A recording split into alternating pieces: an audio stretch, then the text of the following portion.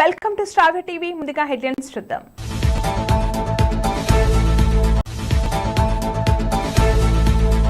హనుమాన్ జయంతి శోభయాత్రలో పాల్గొన్న భూక్యా సుమన్. మహబూబాబాద్ జిల్లా కేంద్రంలో ఘనంగా బాబాసాహెబ్ డాక్టర్ అంబేద్కర్ జయంతి వేడుకలు. మెడికల్ కాలేజీకి మృతదేహం దానం చేసి సమాజానికి ఆదర్శంగా నిలిచిన ముత్యం లక్ష్మీనారాయణ. రాజన్న సిరిసిల్ల జిల్లా వేములవాడ శ్రీ రాజరాజేశ్వర స్వామి దేవస్థానంలో సోమవారం సందర్భంగా భక్తుల రద్దీ.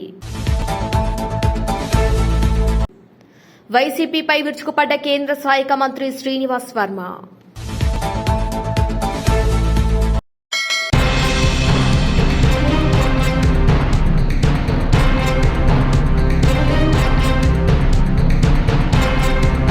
మెడికల్ కాలేజీకి మృతదేహం దానం చేసి సమాజానికి ఆదర్శంగా నిలిచారు ముత్యం లక్ష్మీనారాయణ. మనం సమాజంలో రక్తదానం, అవయవ దానం చూసాం, కానీ పూర్తి శరీరాన్నే మెడికల్ కాలేజీకి ఇవ్వటం చాలా అరుదు. అలాంటి మహనీయ ఘటనే మంచిర్యాల జిల్లా దండేపల్లి మండలం రెబ్బనపల్లిలో జరిగింది. అనారోగ్య సమస్యలతో ఉన్న ముత్యం లక్ష్మీనారాయణ తన మరణాన్ని ముందే ఊహించి తాను చనిపోయిన తర్వాత తన డెడ్ బాడీని మెడికల్ కాలేజీకి దానం చేయాలని కుటుంబ సభ్యులకు తెలిపారు. దాంతో ఆయన కుమారులు, కుటుంబ సభ్యులు, బంధుమిత్రులు, గ్రామ పెద్దలు అందరి సహకారంతో నేడు చనిపోయిన లక్ష్మీనారాయణ యొక్క మృతదేహాన్ని మెడికల్ కాలేజీకి ఇచ్చారు. ఈ సందర్భంగా వారి కుమారుడు మాట్లాడుతూ, కాళోజీరావును స్ఫూర్తిగా తీసుకుని ఈ రోజు మా నాన్నగారి కోరిక మేరకు ఆయన బాడీని మెడికల్ కళాశాల విద్యార్థుల అవసరార్థం దానం చేయడం జరిగిందని, వారి ఆత్మకు శాంతి చేకూరాలని ప్రార్థించారు.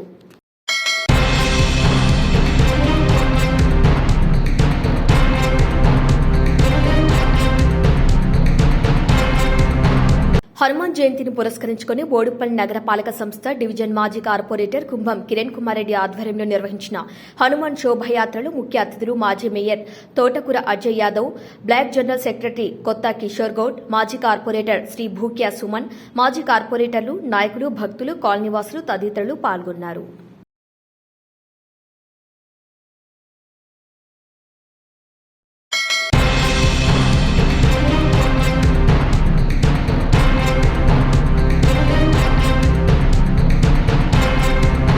డాక్టర్ బిఆర్ అంబేద్కర్ రాసిన రాజ్యాంగం వల్లనే సమాజంలో ప్రతి ఒక్కరూ హక్కులు, బాధ్యతలను, పదవులను పొందగలుగుతున్నారని జిల్లా కలెక్టర్ ఇలా త్రిపాఠి అన్నారు.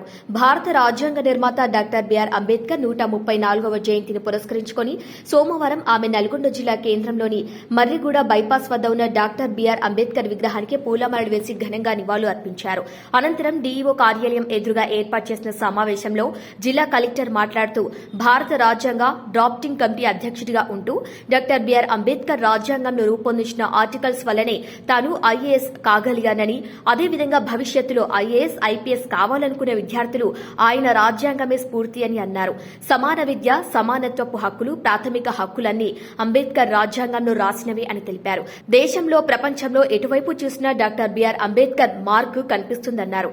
ఇక ఎలాంటి పక్షపాతం లేకుండా డ్రాఫ్టింగ్ కమిటీని రూపొందించడమే కాకుండా ప్రాథమిక హక్కులు, సూత్రాలను రాజ్యాంగంలో ఏర్పాటు చేసి భారత రాజ్యాంగాన్ని 1950 జనవరి 26 నుండి పూర్ణ రూపకు తీసుకువచ్చారని అన్నారు. ఇక తెలంగాణ రాష్ట్ర ప్రభుత్వం భూభారతి పోర్టల్ను ఈ రోజు నుండే అమల్లోకి తీసుకురానుందని, రాష్ట్ర ముఖ్యమంత్రి, మంత్రులు ఈ రోజే భూభారతి కార్యక్రమాన్ని ప్రారంభిస్తున్నారని, ఈ రోజు చరిత్రలో నిలిచిపోయే రోజని అన్నారు. మూఢనమ్మకాలను పక్కన పెట్టి ప్రతి మాటకు శాస్త్రీయత ఉండే విధంగా డాక్టర్ బిఆర్ అంబేద్కర్ రాజ్యాంగంలో పొందుపర్చారని, దాని ప్రకారమే మనమందరం ముందుకెళ్తున్నామని అన్నారు. విద్యార్థులు శ్రద్దతో చదివి భారత రాజ్యాంగ నిర్మాత డాక్టర్ బిఆర్ అంబేద్కర్ ను స్ఫూర్తిగా తీసుకుని వారి ఆశయ సాధనకు కృషి చేయాలన్నారు.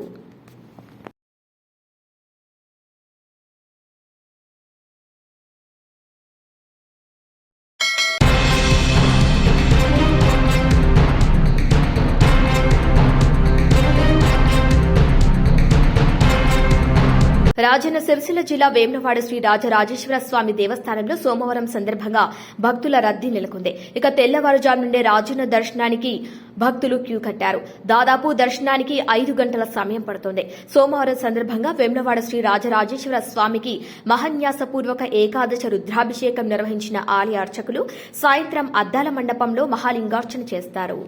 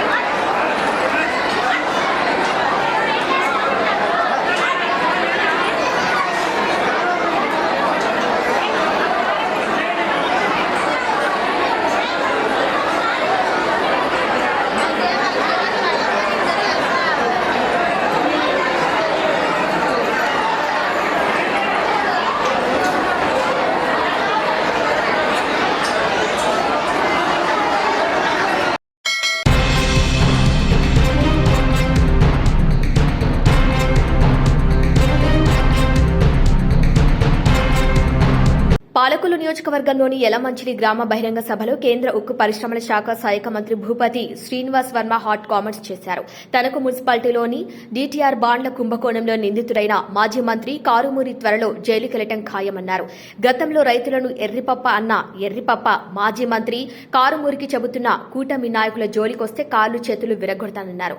ఇక తమ కార్యకర్తలను నరుకుతామని బహిరంగంగా మాట్లాడిన కారుమూరికి త్వరలోనే తగిన గుణపాఠం కూడా చెబుతామన్నారు. ఇక కొడాలి నాని, అంబటి రాంబాబు, పెర్ని నాని, అనిల్ కుమార్ యాదవ్, సిద్రి అప్పలరాజు లాంటి వాళ్ళు సీంబోతుల్లా ఉంటారు. మనుషుల రక్తం తాగేసేలా అనిపిస్తుంది వాళ్ళని చూస్తుంటే. ఇక ఈ పశువుల మందనందింటిని ప్రజల ఇంటికి తోలేస్తే ఈ పిచ్చనా కొడుకు కారుమూరి మాట్లాడుతున్నాడు. వాడు కొద్ది రోజుల్లోనే జైలుకెళ్లి చిప్పకూడు తినటం ఖాయమన్నారు. పబ్లిక్ కావాల మీటింగ్ ఇవాళ చెప్తున్నాడు, మేము అధికారంలోకి వస్తాం, కూటమి పార్టీకి చెందినటువంటి నాయకుల్ని నరుకుతాం, పరిగెట్టిస్తాం, ఇళ్లలోంచి లాగి తన్నుతాం అనేటువంటి మాటలు మాట్లాడాడు కారుమూరి నాగేశ్వరరావు నిన్న కాకమున్న. ఇళ్లలోంచి బయటికి లాగి తన్నుతాడంట, నరుకుతాడంట.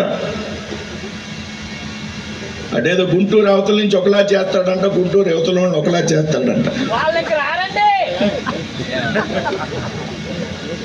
ఈ ఎర్రిపప్ప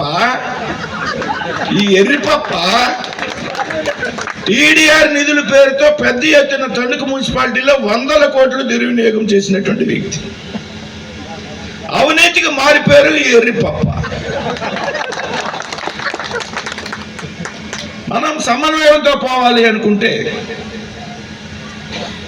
మనల్ని రెచ్చగొడుతూ ఏదో 100 మంది కార్యకర్తలు ఉన్నారు కదా మీటింగ్ లో, ఏదో మాట్లాడితే చప్పట్లు కొడతారంటే నాలుగు కోసేస్తామనేటువంటి సంగతి ఇవాళ ఎర్రిపప్పకి చెప్తున్నాయి.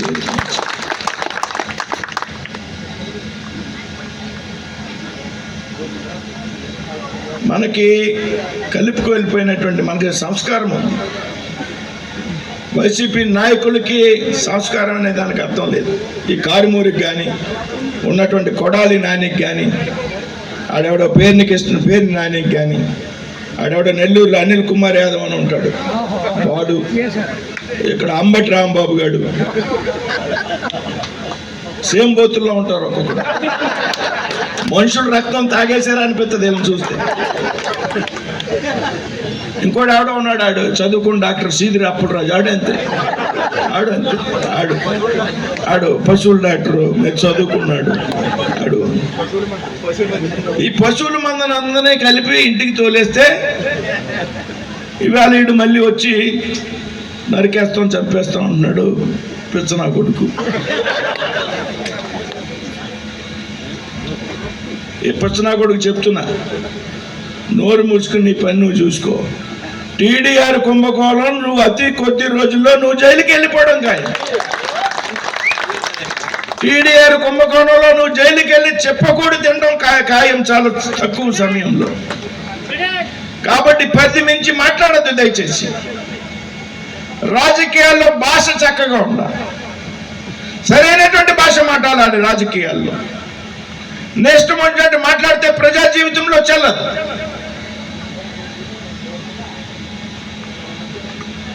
కాబట్టి ఈవేళ వైసీపీ నాయకులు చెప్తున్నా,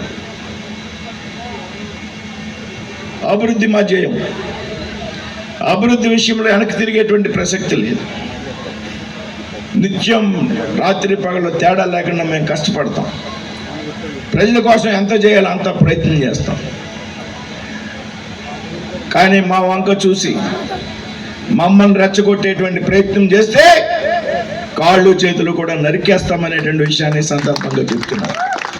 నేను కూడా మాట్లాడుతున్నా, ఇది తప్పు ఒప్పో కానీ నువ్వే కనుక మనల్ని చంపాలి, నరికేస్తాం అనేటువంటి ప్రయత్నం చేస్తే నీకు కాళ్ళు చేతులు లేకుండా, నీకు చంపడానికి కత్తి పట్టుకోవడానికి అవకాశం లేకుండా, నడవడానికి కాళ్ళు లేకుండా, అవకాశం లేకుండా,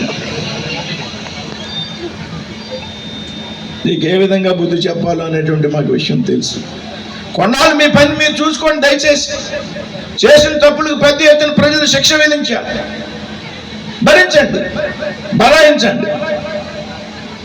అన్నీ మూసుకుని ఇంట్లో కూర్చొని టైంకి తిని పడుకోండి. కాబట్టి ఈ విధంగా 20,000 ఓటాడ యలమంచిలి గ్రామాల్లో పెద్ద ఎత్తున అభివృద్ధి కార్యక్రమాలు ప్రజలంతా చక్కగా సహకరిస్తారు. రామానాయుడు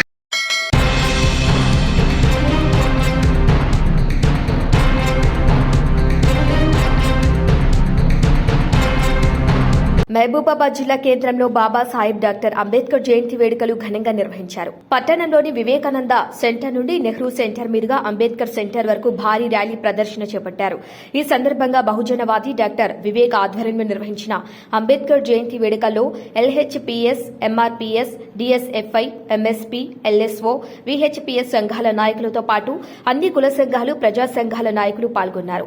అనంతరం అంబేద్కర్ విగ్రహానికి పూలమాలలు వేసి ఘనంగా నివాళులు అర్పించారు. ఈ సందర్భంగా బహుజనవాది డాక్టర్ వివేక్ మాట్లాడుతూ భారత రాజ్యాంగ సృష్టికర్త డాక్టర్ అంబేద్కర్ దయవల్లే నేడు మనం స్వేచ్ఛగా మాట్లాడగలుగుతున్నామని, నేడు కేంద్ర ప్రభుత్వం నియోజకవర్గాలను విచ్చలవిడి చేయడానికి ప్రయత్నిస్తోందని, వక్ఫ్ బోర్డు బిల్లు వల్ల మైనార్టీలకు నష్టం కలుగుతుందని, తక్షణమే దీన్ని అమలు చేయకుండా చూడాలని, అంబేద్కర్ ఆశయాలను కొనసాగించాలని వారు కోరారు.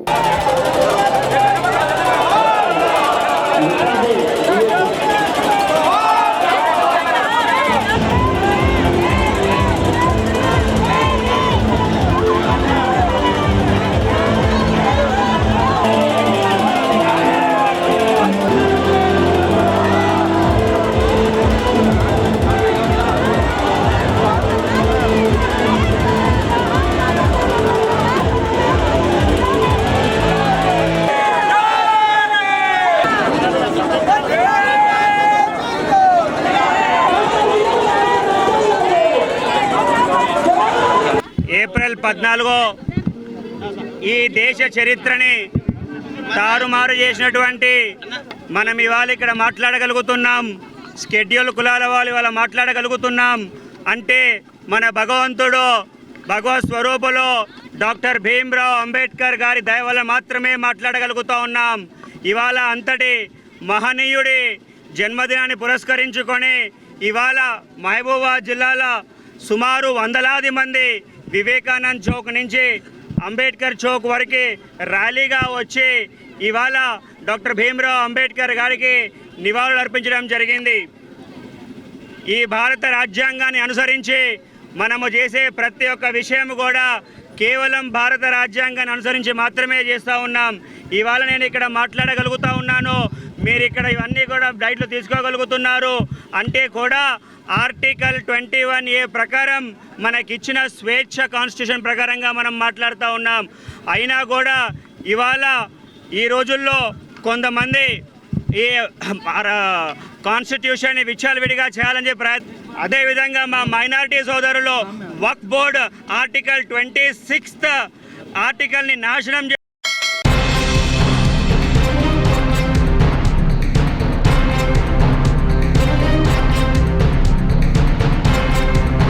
చెన్నూరు మండలంలోని వెంకంపేట గ్రామంలో మిషన్ భగీరథ నీళ్లు రావటం లేదని గ్రామస్తులు చెన్నూరు ఎమ్మెల్యే వివేక్ వెంకటస్వామి దృష్టికి తీసుకువెళ్లగా వెంటనే స్పందించిన ఎమ్మెల్యే వివేక్ వెంకటస్వామి గ్రామంలోని నీటి సమస్యపై నివేదిక ఇవ్వాలని ఆర్డబ్ల్యూఎస్ డిఈ విద్యాసాగర్ ను ఆదేశించారు వివేక్ వెంకటస్వామి.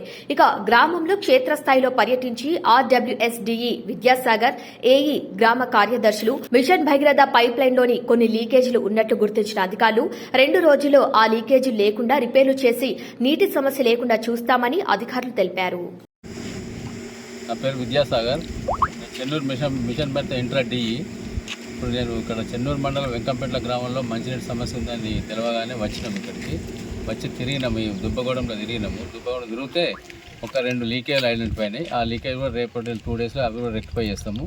చేసి మొత్తం ఊరు మొత్తానికి వాటర్ సప్లై నిరంతరాయంగా ఇస్తాము. రోజు 2 ఫిల్లింగ్లు ఇక్కడ 10 లీటర్స్ వాటర్ ట్యాంక్ ఒకటి ఉన్నది. పొద్దున ఒక ఫిల్లింగ్, సాయంత్రం ఒక ఫిల్లింగ్, 2 ఫిల్లింగ్ల ద్వారా రెగ్యులర్గా వాటర్ సప్లై చేస్తాము.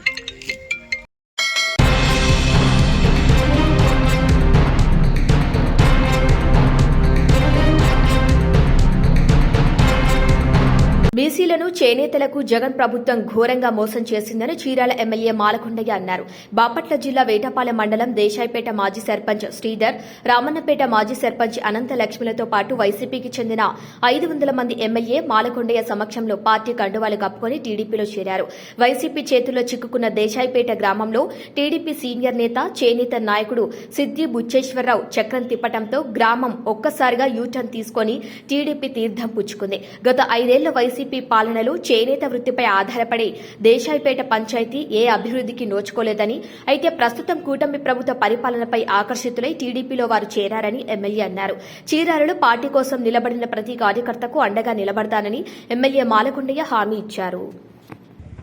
మన వాళ్ళందరూ ఏ తెలుగుదేశం పార్టీ రక్తం అయితే పుచ్చుకున్నారో వాళ్ళందరూ అవతల ఒడ్డు మీద ఉంటే పని చేయడానికి మేము పడ్డ తపన మామూలుగా పడలేదు.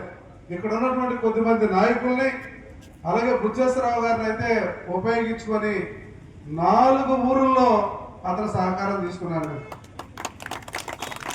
4 ఊరుల్లో సహకారం తీసుకున్నాను.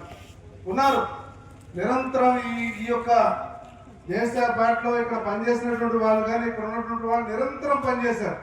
కానీ ఇంత పెద్ద పార్టీ నాడు ఎన్టీ రామారావు గారు పెద్ద ఎత్తున ఆయన్ని చూసి ఆకర్షితులైనటువంటి వాళ్ళు మొదటి జనరేషను, 2వ జనరేషను, ఇవాళ 3వ జనరేషన్ కూడా పనిచేస్తాం తెలుగుదేశం పార్టీలో. ఇంత పెద్ద ఎత్తున తెలుగుదేశం పార్టీ వ్యక్తులు మీరందరూ ఉండగా నేను ఈ ఊరు వస్తే కనీసం నన్ను పలకరియడానికి కూడా భయపడే సందర్భం. ఆనాడు మీరందరూ అనుకోవచ్చు మేము ఉన్నాం కదా మీ వెనకాలని. మిమ్మల్ని ఏ ఒక్కరిని నేను మర్చిపోను, గుర్తుపెట్టుకోండి. వ్యాపారంలో అలాగే రాజకీయాల్లో కూడా కొన్ని పద్ధతుల్ని పాటించాల్సినటువంటి అవసరం ఉంది. ఎవరిని పిలిచాం మనం ఇప్పుడు? కరుడు కట్టినటువంటి వైసీపీ వాళ్ళు ఎవరు పిలిచామా? కాంగ్రెస్ వాళ్ళని పిలిచామా? మన వాళ్ళనే కదా పిలిచాం. మన వాళ్ళని పిలిచామని ఎవరినైనా పిలిచామా? మనం మీరు అర్థం చేసుకోవాలి. ఇక్కడ మనం పిలిచింది మన వాళ్ళనే. అవతల వైపు వాళ్ళున్నా నేను 10 నిమిషం వీళ్ళని చూస్తున్నా నాలోనూ బాధ ఉంది, వాళ్ళలోనూ బాధ ఉంది. ఎందుకంటే మనవాడ ఉండి బయట ఉన్నాడే, నాకు ఈరోజు ఈ పరిస్థితి ఎందుకు వచ్చేది, వీళ్ళందరూ నా వెనకాల ఉంటాయని చెప్పేసి. ఇక్కడ కోటేశ్వరరావు ఉన్నాడు, ఒకసారి లెగవాలి. ఆయన కూడా మీరే కాదు. ఇప్పుడు ఈయన ఎవరు? పక్కా టీడీపీ కదా కదా. అందుకే ఏం చెప్తారంటే మీరు గుర్తుపెట్టుకోవాలి, ఒక విషయాన్ని మీరు స్పష్టం చేయాల్సిన బాధ్యత నాది. నాడు ఎన్టీ రామారావు పెట్టినటువంటి పార్టీ తర్వాత చంద్రబాబు నాయుడు గారు సమర్థించుకుంటూ ఈ పార్టీని పెద్ద ఎత్తున డెవలప్మెంట్ చేసుకుంటూ వచ్చాడు. ఆ తర్వాత రేపు లోకేష్ బాబు రావచ్చు, ఇంకొకరు రావచ్చు. పార్టీ అంటూ ఉండాలి కదా. మీరందరూ ఏం ఆశించారు ఈ పార్టీ కోసం? ఎన్నో సంవత్సరాలు ఈ పార్టీ కోసం పనిచేశారు. ఈ రోజు నా వెనకాల తిరిగిన వాళ్ళు చాలా మంది ఉన్నారు. వాళ్ళకి ఏ ఆశ లేదు, కేవలం తెలుగుదేశం పార్టీ మా జెండా అని. నేను ఒక విషయాన్ని స్పష్టంగా చెప్తా. తెలుగుదేశం పార్టీని ఈ ఊళ్ళో 2004 నుంచి నమ్ముకున్న నాయకులే మిమ్మల్ని మోసం చేశారు తప్ప మీరు పార్టీని మోసం చేయలేదు. గుర్తుపెట్టుకోండి ఎలా మిమ్మల్ని మోసం చేశారు. ఈరోజు ఒక నాయకుడు వస్తాడు చాలా గొప్పవాడు అని చెప్పేసి, మీరందరూ ఆ నాయకుడు